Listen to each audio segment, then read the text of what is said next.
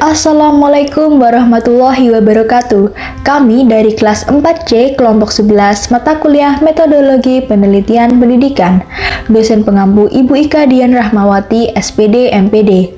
Saya akan memperkenalkan anggota dari kelompok 11 yang pertama, yaitu Salsabila Firdausi dengan NIM 2006111000124, Dewi Suknya Putri dengan NIM 2006111100138, dan yang terakhir Eka Wahyuni dengan NIM 2006111000143.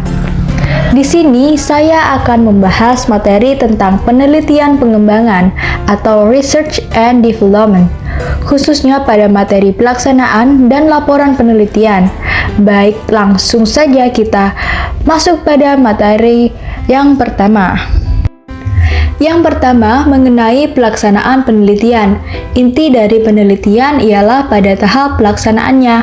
Penelitian dilaksanakan mengacu pada perencanaan yang telah disusun. Pelaksanaan penelitian dengan menggunakan metode research and development adalah sebagai berikut. Yang pertama yaitu validasi bahan ajar. Bahan ajar mempunyai fungsi yang sangat strategis di dalam proses pembelajaran. Bahan ajar sangat membantu peserta didik dalam menguasai kompetensi yang telah ditetapkan. Pada pengembangan bahan ajar, pelaksanaannya membutuhkan uji kelayakan. Hal ini dilakukan untuk memastikan bahwa produk bahan ajar yang dihasilkan layak digunakan. Salah satu cara untuk menguji kelayakan produk dapat ditempuh dengan menguji validitas. Validitas merupakan proses permintaan persetujuan atau pengesahan terhadap kesesuaian bahan ajar. Validitas dapat dimintakan dari beberapa pihak sesuai dengan keahliannya masing-masing, atau validator. Validator atau ahli media berperan dalam memberikan penilaian mengenai produk yang dikembangkan. Tujuan dari validasi bahan ajar yaitu untuk memperoleh pengakuan ataupun pengesahan kesesuaian bahan ajar dengan kebutuhan dunia pendidikan, sehingga bahan ajar tersebut layak dan cocok digunakan dalam pembelajaran. Validasi bahan ajar meliputi validasi isi materi, validasi penggunaan bahasa, dan validasi media. Berikut ini merupakan contoh dari validasi bahan ajar penelitian pengembangan dengan judul Pengembangan Buku Teks Bahasa Indonesia berbasis budi pekerti luhur untuk siswa kelas 4 semester 2 di SDN 1 Kedunganyar, Kecamatan Wringanom, Kabupaten Gresik, oleh Dwi Suci Rohmayanti dari Universitas Negeri Surabaya. Penelitian tersebut menggunakan model 4D, namun karena keterbatasan waktu penelitian tersebut dimulai dari tahap define sampai tahap develop. Dalam penelitian tersebut, peneliti juga mengimplementasikan standar penilaian BSNP. Nah, berikut ini merupakan kriteria penilaian buku teks untuk sekolah dasar dan menengah menurut BSNP, yaitu 1. Kelayakan isi. Komponen kelayakan isi diuraikan menjadi beberapa subkomponen atau indikator berikut. A. Alikmen dengan SK dan KD mata pelajaran, perkembangan anak, kebutuhan masyarakat. B. Substansi keilmuan dan life skills. C. Wawasan untuk maju dan berkembang. D. Keberagaman nilai-nilai sosial. 2. Kebahasaan. Komponen kebahasaan ini diuraikan menjadi beberapa subkomponen atau indikator berikut. A. Keterbacaan. 2. Kesesuaian dengan kaidah bahasa Indonesia yang baik dan benar. C. Logika berbahasa. 3. Penyajian. Komponen penyajian ini diuraikan menjadi beberapa subkomponen atau indikator berikut. A. Teknik. B. Materi. C. Pembelajaran. 4. Kegrafikan. Komponen kegrafikan ini diuraikan menjadi beberapa subkomponen atau indikator berikut. A. Ukuran atau format buku. B. Desain bagian kulit. C. Desain bagian isi. D. Kualitas kertas. E. Kualitas cetakan. F. Kualitas jilidan.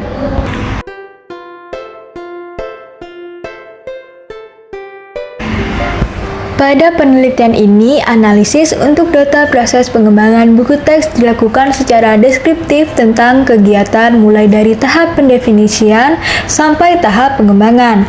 Untuk data yang berasal dari validator dianalisis dengan teknik deskriptif kuantitatif dengan kriteria perhitungan skala Likert. Dari hasil penilaian tabel di atas, hasilnya akan dianalisis menggunakan rumus jumlah skor penilaian dibagi jumlah skor tertinggi dikali 100%. Selanjutnya, hasil analisis lembar validasi digunakan untuk mengetahui kelayakan buku teks yang dikembangkan dengan menggunakan interpretasi. Berdasarkan kriteria tersebut, buku teks berbasis budi pekerti luhur untuk pembelajaran pada kelas 4 SDN 1 Kedunganyar, Kecamatan Nauringanom, Kabupaten Gresik dalam penelitian ini dikatakan baik apabila presentasenya lebih dari sama dengan 61%. Analisis data tentang kualitas buku teks berbasis budi pekerti luhur yang dikembangkan juga dilakukan dengan teknik analisis deskriptif kuantitatif untuk menentukan skor dari pemakaian produk buku teks, yaitu dua ahli yang berbeda dengan ahli pada tahap proses pengembangan buku teks, atau satu orang ahli bidang desain grafis, satu ahli bahasa Indonesia, dan pembelajaran bahasa Indonesia. Kriteria untuk menentukan kualitas atau tidak kualitas buku teks digunakan pedoman penilaian skala Likert. Dari hasil penilaian dari tabel, hasilnya akan dianalisis menggunakan rumus P sama dengan jumlah skor penilaian dibagi jumlah skor tertinggi dikali 100%. Hasil analisis lembar validasi yang digunakan untuk mengetahui kualitas buku teks yang dikembangkan dengan menggunakan interpretasi skor sebagai berikut. Hasil analisis lembar validasi digunakan untuk mengetahui kelayakan atau kualitas buku teks berbasis budi pekerti luhur yang dikembangkan dengan menggunakan interpretasi sebagaimana pada tabel di atas.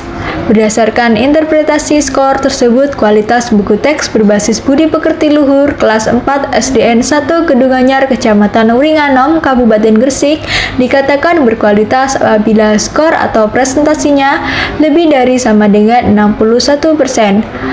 Berikut ini merupakan hasil analisis buku teks berbudi pekerti luhur dengan bahasa Indonesia yang berbasis budi pekerti luhur dapat dilihat pada data rekapitulasi hasil validasi proses pengembangan buku teks sebagai berikut.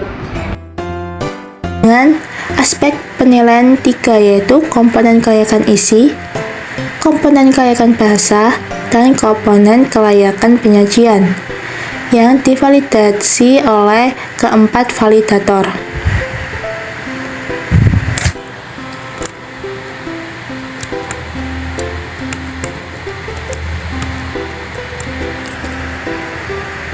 Dari ketiga aspek penilaian tersebut didapatkan nilai total pada validator 1 mendapatkan 168, validator 2 161, validator 3 145, validator 4 137.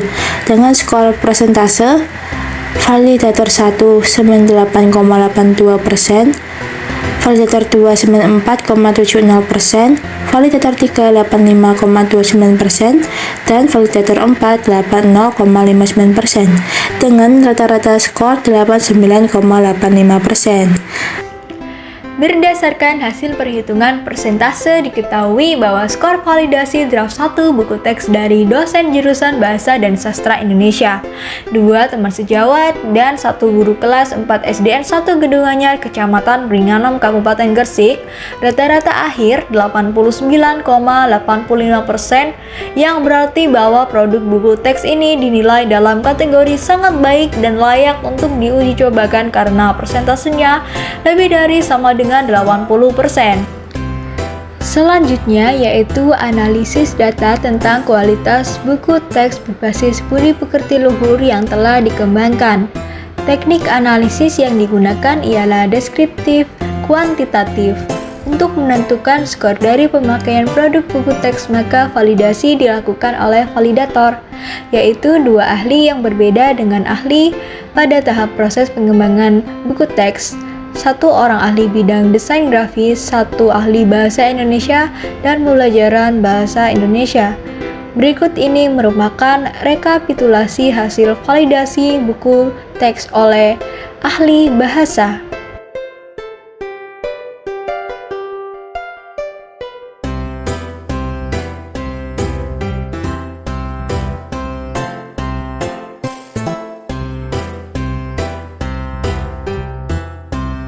Hasil validasi oleh ahli bahasa mendapatkan nilai total 77 dengan skor total 80,21%. Berikutnya yaitu rekapitulasi hasil validasi buku teks oleh ahli Desegraph.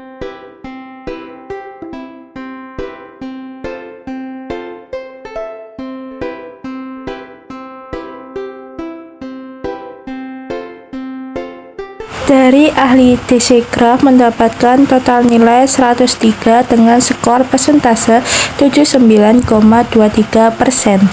Berdasarkan perhitungan hasil rata-rata tersebut, diketahui bahwa skor validasi kualitas buku teks dari dua validator, yaitu ahli bahasa dari ahli Desegraph, dinilai bahwa buku teks berbudi pekerti luhur dengan bahasa Indonesia termasuk dalam kategori berkualitas dengan skor rata-rata 79,72%, karena persentasenya lebih dari sama dengan 61%. Jadi dapat disimpulkan bahwa buku teks berbudi pekerti luhur dengan bahasa Indonesia layak digunakan sebagai perangkat pembelajaran kelas 4. Selanjutnya yaitu draft produk. Pada draft produk terdiri dari A. Model pengembangan Borg and Gall.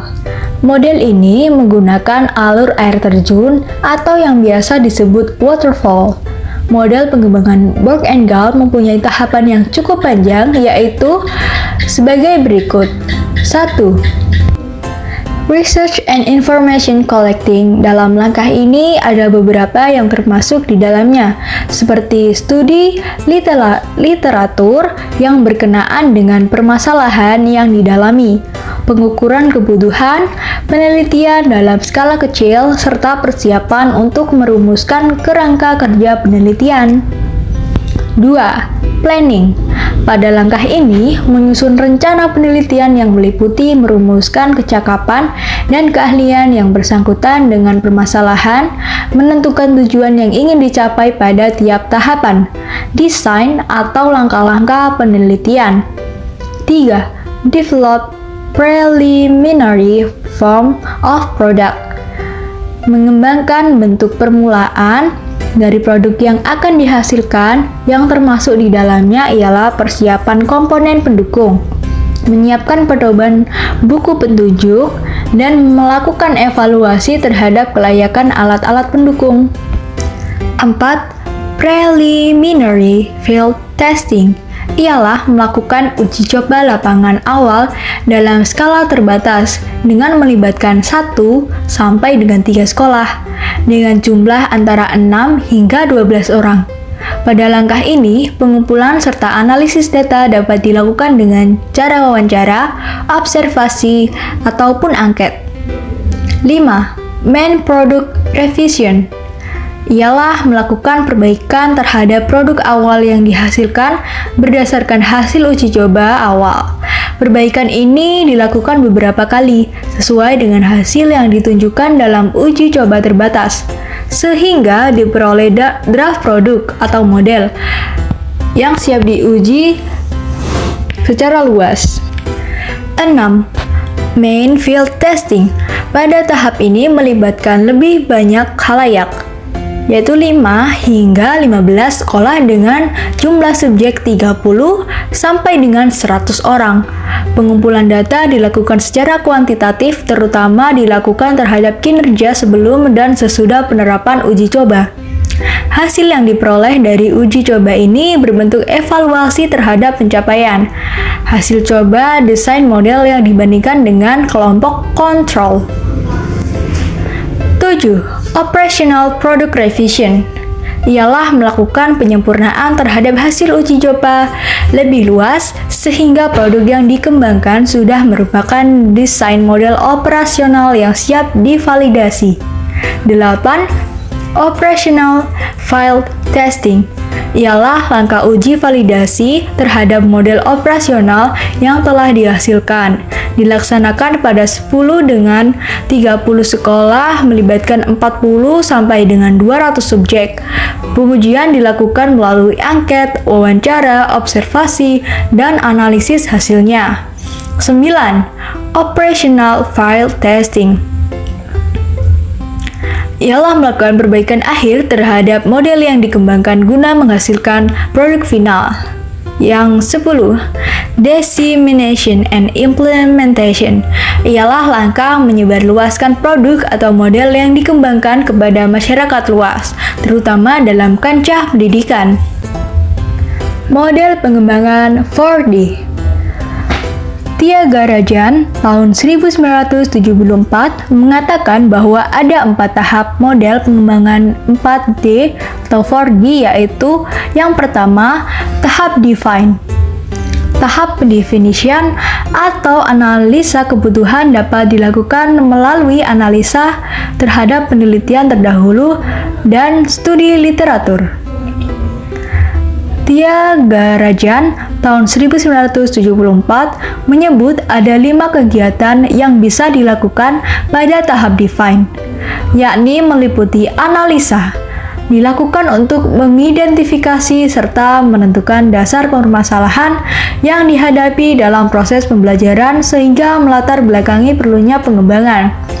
Dengan melakukan analisis awal, peneliti mendapatkan gambaran fakta dan alternatif penyelesaian. Analisa peserta didik adalah kegiatan mengidentifikasi bagaimana karakteristik peserta didik yang menjadi target atas pengembangan perangkat pembelajaran. Karakteristik tersebut adalah yang berkaitan dengan kemampuan kognitif, motivasi, serta keterampilan individu berkaitan dengan topik pembelajaran, media, format, dan bahasa. Analisa tugas tujuannya untuk mengidentifikasi keterampilan yang dipelajari peneliti untuk kemudian dianalisa ke dalam himpunan keterampilan tambahan yang mungkin diperlukan. Analisa konsep dilakukan identifikasi konsep pokok yang akan diajarkan, lalu memaparkannya ke dalam bentuk hierarki dan merinci konsep-konsep individu ke dalam hal yang kritis.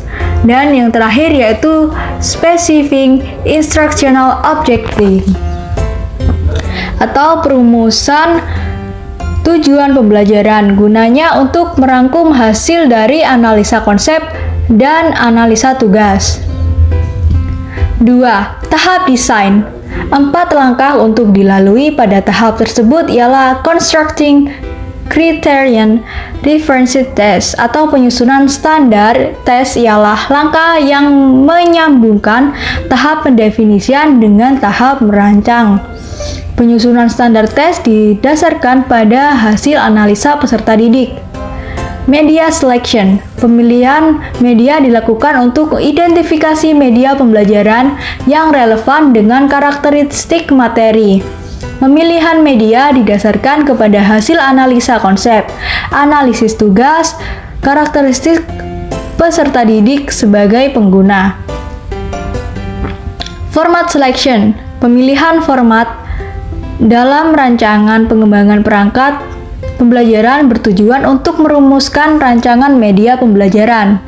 Initial design atau keseluruhan rancangan perangkat pembelajaran yang harus dikerjakan sebelum dilakukannya uji coba. Tahap development. Tahap yang disebut juga tahap pengembangan ini tahap untuk menghasilkan sebuah produk pengembangan. Pada tahap ini memiliki langkah-langkah sebagai berikut. Penilaian ahli ialah teknik untuk mendapatkan saran perbaikan materi. Dengan melakukan penilaian oleh ahli dan mendapatkan saran perbaikan perangkat pembelajaran yang dikembangkan selanjutnya direvisi sesuai saran ahli. Developmental testing Uji coba pengembangan dilaksanakan untuk mendapatkan masukan langsung berupa respon, reaksi, komentar peserta didik, para pengamat, atau perangkat pembelajaran yang sudah disusun. Yang terakhir, yaitu disseminate. Tahap penyebarluasan ini adalah tahap pengemasan akhir. Difusi serta adopsi adalah yang paling penting meski sering diabaikan. Tahap ini dilakukan guna promosi produk hasil pengembangan agar diterima pengguna oleh individu, kelompok, maupun sistem. Ada 3 tahap utama dalam tahap ini, yaitu validation testing atau produk yang telah direvisi pada tahap pengembangan diimplementasikan pada target ataupun sasaran sesungguhnya. Tahap ini juga dilakukan pengukuran ketercapaian tujuan yang bertujuan untuk adoption. Pengemasan produk dilakukan dengan mencetak buku panduan penerapan yang selanjutnya disebarluaskan agar dapat diserap atau difusi atau dipahami oleh orang lain dan dapat digunakan. Model pengembangan ADI. Dick et al. Tahun 2005 mengembangkan model ADI. Model tersebut terdiri dari 5 tahapan pengembangan sebagai berikut. Yang pertama, analisis. Menganalisis perlunya pengembangan produk, model, metode, media, dan bahan ajar baru dan menganalisis kelayakan serta syarat-syarat pengembangan produk. Pengembangan suatu produk dapat diawali oleh adanya masalah dalam produk yang sudah ada atau diterapkan. 2. Desain. Desain adalah model penelitian pengembangan ADI merupakan proses sistematik yang dimulai dari merancang konsep dan konten di dalam produk tersebut. Pada tahap ini, rancangan produk masih bersifat konseptual dan akan mendasari proses pengembangan di tahap berikutnya. 3. Development. Development dalam model penelitian pengembangan ADI berisi kegiatan realisasi rancangan produk yang sebelumnya telah dibuat. Pada tahap sebelumnya telah disusun kerangka konseptual penerapan produk baru. Kerangka yang masih konseptual tersebut selanjutnya direalisasikan menjadi produk yang siap untuk diterapkan. 4. Implementation. Penerapan produk dalam model penelitian pengembangan ADI dimaksudkan untuk memperoleh umpan balik terhadap produk yang dibuat atau dikembangkan. Umpan balik awal evaluasi dapat diperoleh dengan menanyakan hal-hal yang berkaitan dengan tujuan pengembangan produk. Yang kelima, evaluation. Tahap evaluasi pada penelitian pengembangan model ADI dilakukan untuk memberi umpan balik kepada pengguna produk, sehingga revisi dibuat sesuai dengan hasil evaluasi atau kebutuhan yang belum dapat dipenuhi oleh produk tersebut. Berikutnya yaitu Focus Group Discussion atau FGD. FGD merupakan teknik pengumpulan data kualitatif dengan melibatkan peran serta masyarakat secara aktif melalui wawancara dan pembahasan dalam kelompok. Tujuan utama metode FGD adalah untuk memperoleh interaksi data yang dihasilkan dari suatu diskusi sekelompok partisipan atau responden dalam hal meningkatkan kedalaman informasi menyingkap berbagai aspek suatu fenomena kehidupan, sehingga fenomena tersebut dapat didefinisikan dan diberi penjelasan. Metode FGD memiliki sejumlah karakteristik, diantaranya pelaksanaan kegiatan FGD dilakukan secara objektif dan bersifat eksternal. FGD membutuhkan fasilitator atau moderator terlatih dan terandalkan untuk memfasilitasi diskusi agar interaksi yang terjadi di antara partisipan terfokus pada penyelesaian masalah. Selain itu, jumlah peserta yang cukup bervariasi untuk satu kelompok diskusi. Satu kelompok diskusi dapat terdiri dari 4 sampai 8 individu atau 6 sampai 10 individu. Selanjutnya yaitu keunggulan dan keterbatasan teknik FGD. Keuntungan teknik FGD yaitu dapat diketahui tentang persepsi, opini, kepercayaan, dan sikap terhadap pelayanan. konsep dan ide suatu kegiatan atau proyek, menggali informasi kebutuhan yang berkaitan dengan manusia dan memungkinkan dilakukan penjajakan pada kegiatan atau proyek. Sedangkan keterbatasan teknik FGD yaitu teknik ini tidak dapat digunakan untuk pengumpulan data yang bersifat kuantitatif. Teknik ini tidak dapat digunakan untuk topik yang bersifat sensitif yang menyebabkan peserta ragu-ragu untuk mengutarakan secara bebas. Uji coba perseorangan. Uji coba perseorangan merupakan uji coba satu perorangan yang dilakukan untuk mengetahui layak atau tidaknya suatu produk yang dikembangkan dan untuk mengetahui saran dan kritik yang berkaitan dengan produk yang telah dikembangkan. Uji coba kelompok. Uji coba skala kecil merupakan kegiatan menguji cobakan produk yang dikembangkan ke subjek yang dituju. Setelah diperoleh penilaian yang baik, maka alat dan produk dapat dikatakan layak dan akan diproduksi dan diterapkan. Proses yang dilakukan uji coba skala besar ini sama dengan hal yang dilakukan pada skala uji coba kecil.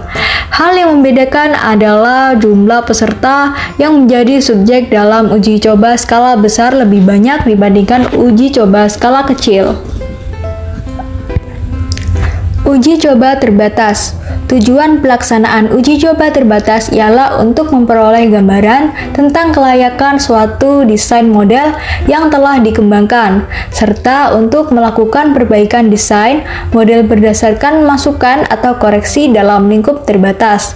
Hasil uji coba terbatas yang telah direvisi dan menjadi model final yang siap diaplikasikan uji coba lapangan luas.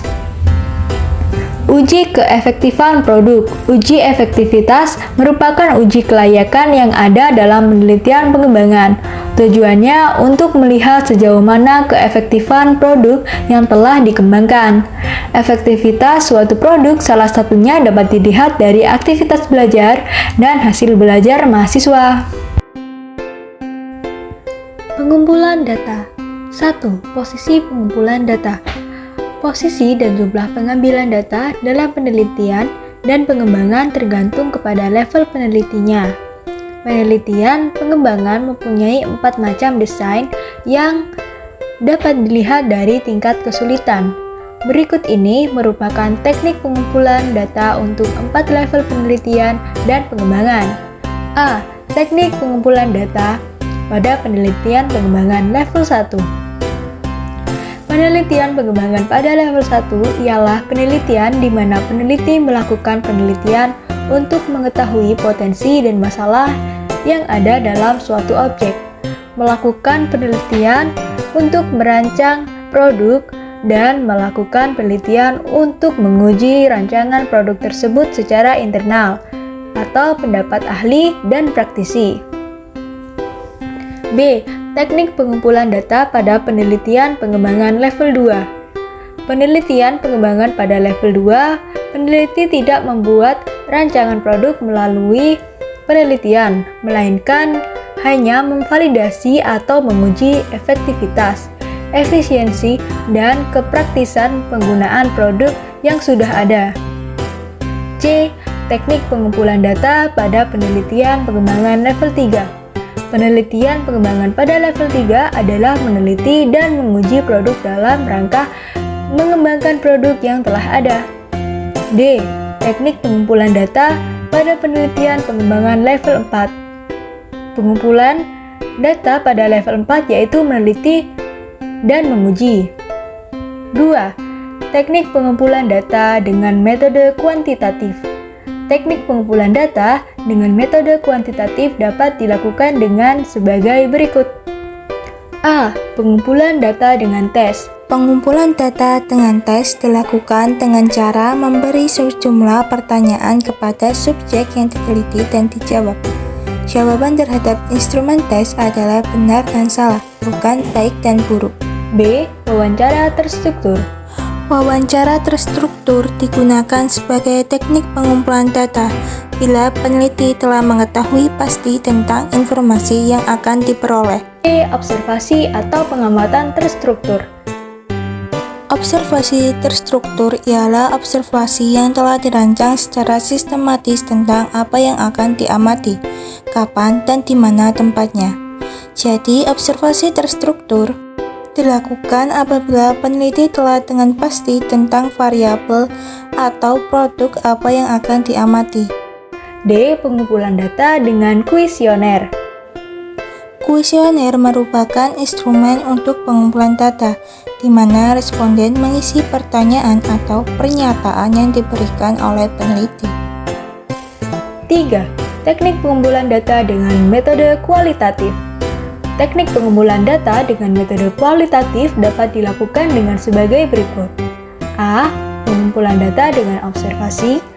Macam-macam observasi yaitu 1. Observasi partisipatif.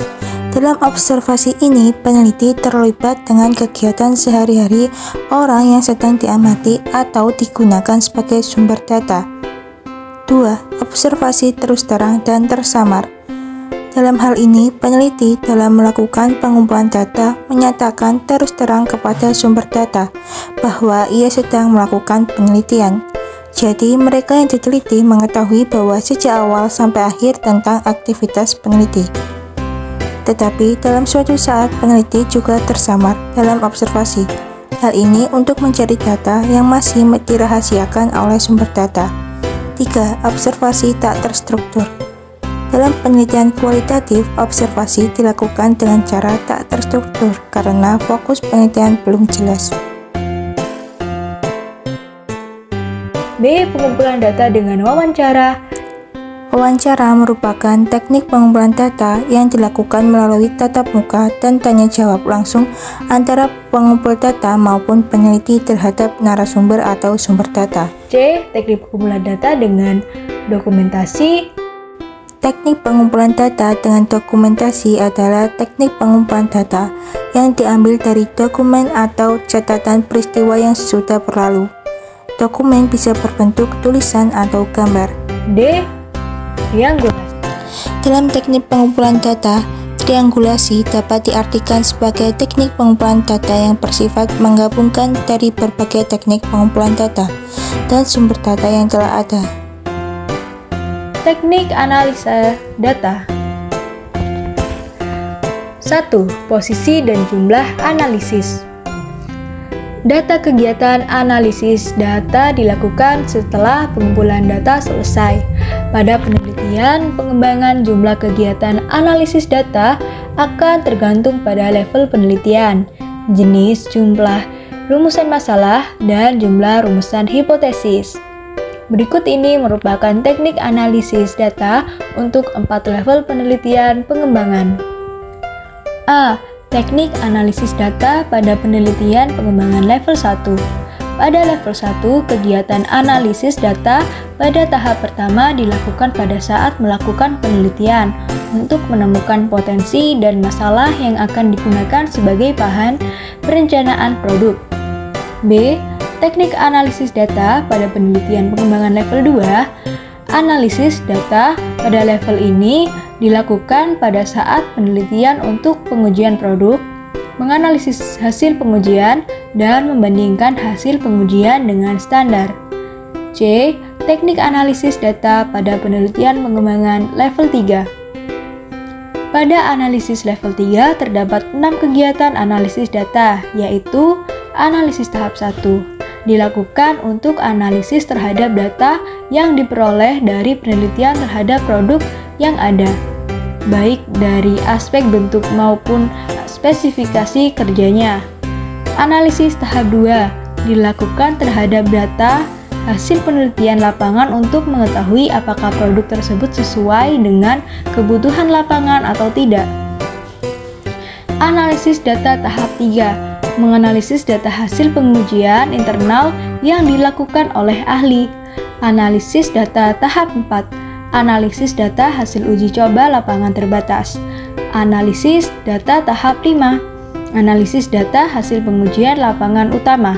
Dan yang terakhir yaitu analisis tahap ke-6, yaitu analisis data dari uji lapangan operasional.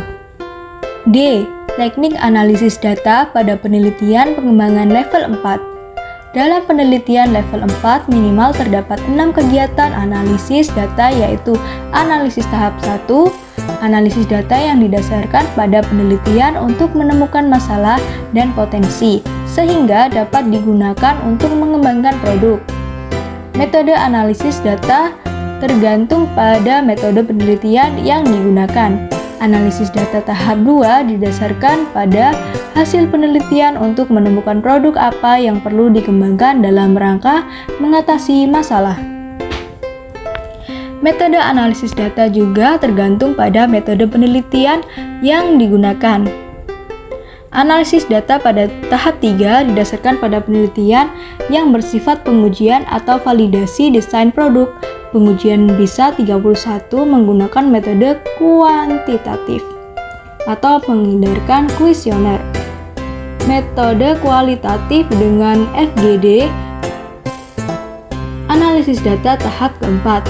Analisis data hasil uji coba lapangan terbatas. Pengujian produk dapat menggunakan metode kualitatif, kuantitatif, dan kombinasi. Analisis data tahap 5. Analisis data hasil pengujian lapangan utama. Pengujian produk dapat menggunakan metode kualitatif atau pengamatan dan wawancara, kuantitatif atau metode eksperimen. Analisis tahap ke-6, yaitu analisis data dari uji lapangan operasional. Pengujian produk juga dapat menggunakan metode kualitatif atau pengamatan dan wawancara, kuantitatif, metode eksperimen. Teknik analisis data kuantitatif. Analisis kuantitatif yang biasa digunakan adalah analisis statistik. Analisis ini terbagi ke dalam dua kelompok, yaitu A. Statistik deskriptif. Analisis statistik deskriptif adalah statistik yang digunakan untuk menganalisis data dengan cara mendeskripsikan atau menggambarkan data yang telah terkumpul sebagaimana adanya tanpa bermaksud membuat kesimpulan yang berlaku untuk umum. Teknik analisis ini biasa digunakan untuk penelitian-penelitian yang bersifat eksplorasi. Teknik analisis statistik deskriptif yang dapat digunakan antara lain: 1. Penyajian data dalam bentuk tabel atau distribusi frekuensi dan tabulasi silang. Dengan analisis ini akan diketahui kecenderungan hasil temuan penelitian, apakah masuk dalam kategori rendah, sedang, atau tinggi. 2. Penyajian data dalam bentuk visual seperti histogram, poligon, ogive, diagram batang, diagram lingkaran, diagram pastel, dan diagram lambang. 3. Perhitungan ukuran tendensi sentral, yaitu mean, median, modus. 4. Perhitungan ukuran letak, yaitu kuartil, desil, dan persentil. 5. Perhitungan ukuran penyebaran, yaitu standar deviasi, variance, range, dan deviasi kuartil, mean deviasi, dan sebagainya. B. Statistik inferensial. Biasanya analisis ini mengambil sampel tertentu dari sebuah populasi yang jumlahnya banyak, dan dari hasil analisis terhadap sampel tersebut digeneralisasikan terhadap populasi. Oleh karena itulah, statistik inferensial ini juga disebut dengan istilah statistik induktif.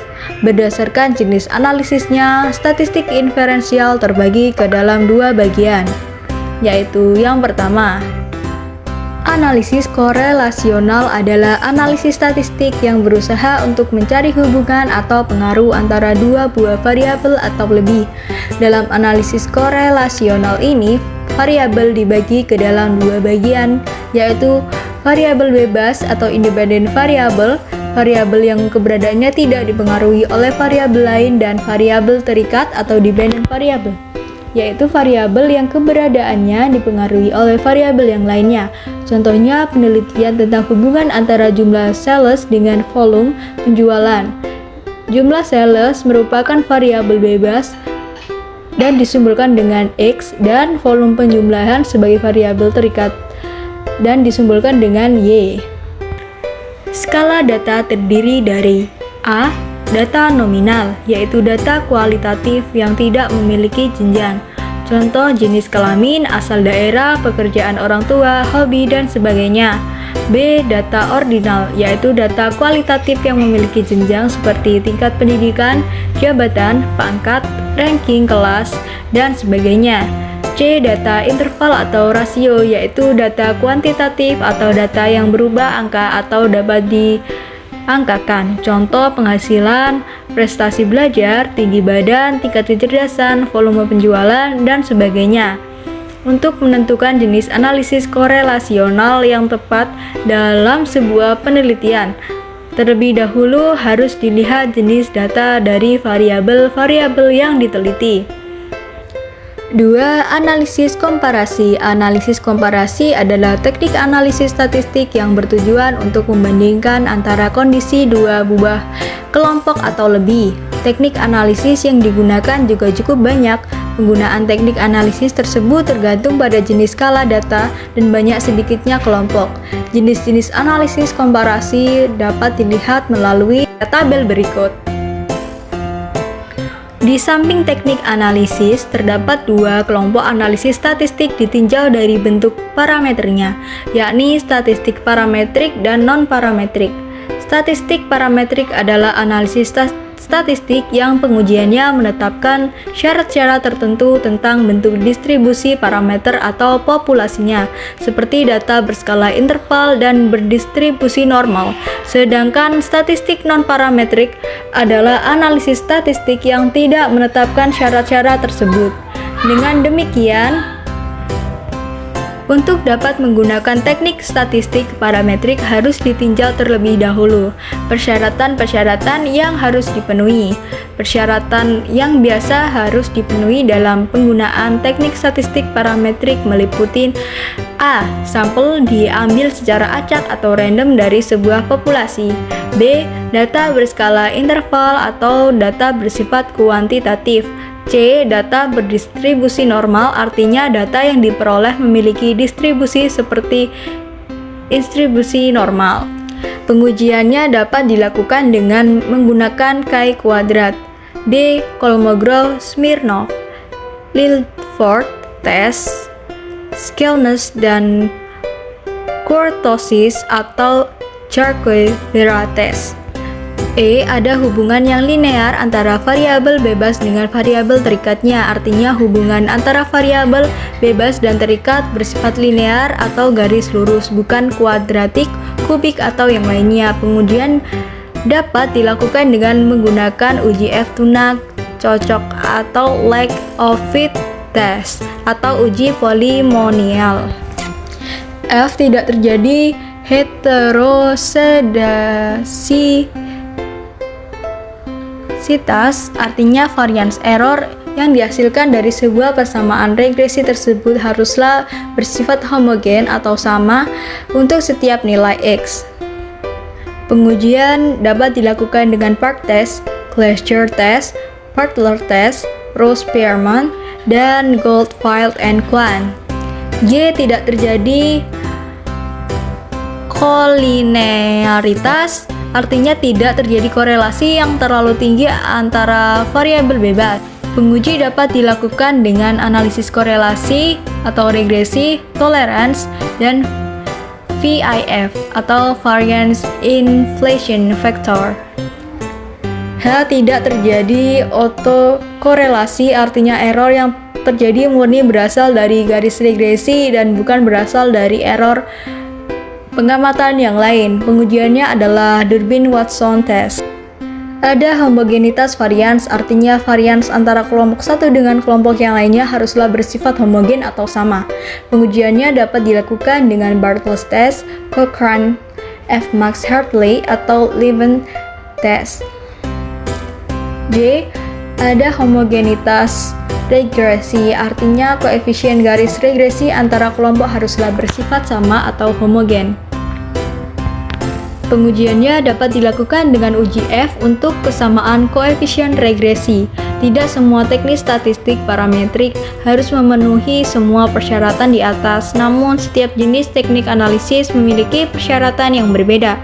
Beberapa persyaratan yang harus dipenuhi untuk masing-masing jenis teknik analisis data dapat dilihat pada tabel berikut. Teknik analisis data kualitatif.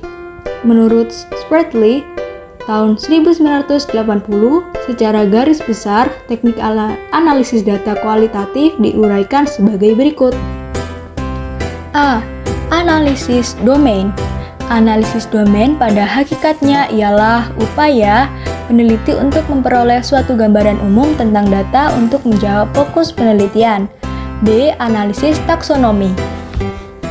Taksonomi merupakan himpunan kategori-kategori yang diorganisasi berdasarkan suatu sistem semantik relationship.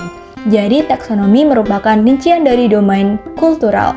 Pada tahap analisis taksonomi, peneliti berupaya memahami domain-domain tertentu sesuai fokus masalah atau sasaran penelitian. C. Analisis komponensial.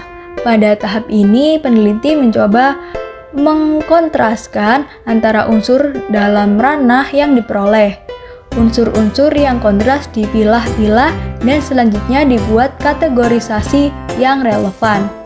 D. Analisis tema kultural.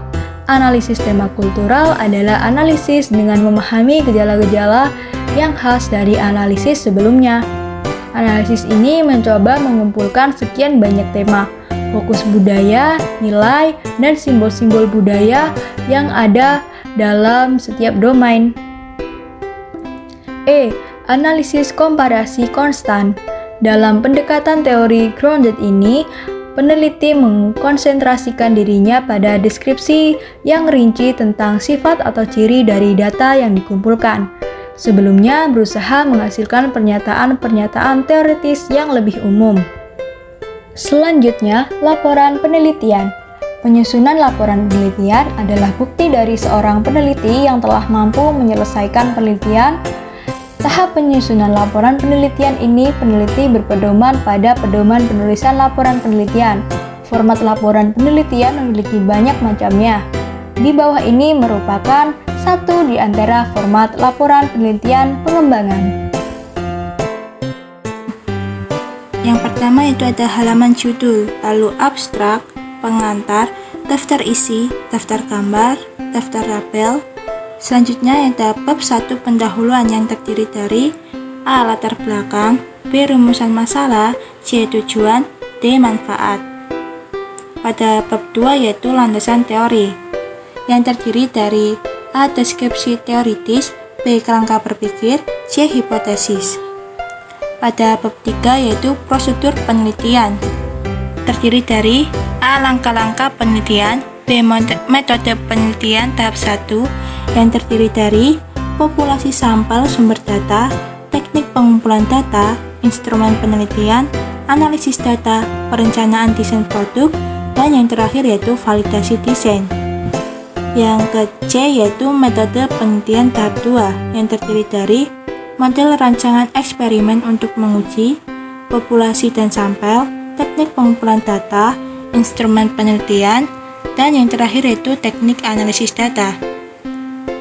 Selanjutnya yaitu bab 4, hasil penelitian dan pengembangan, yang terdiri dari A. Desain awal produk, B. Hasil pengujian pertama, C. Revisi produk, D. Hasil pengujian tahap kedua, E. Revisi produk, F. Pengujian tahap ketiga, G. Penyempurnaan produk, H. Pembahasan produk.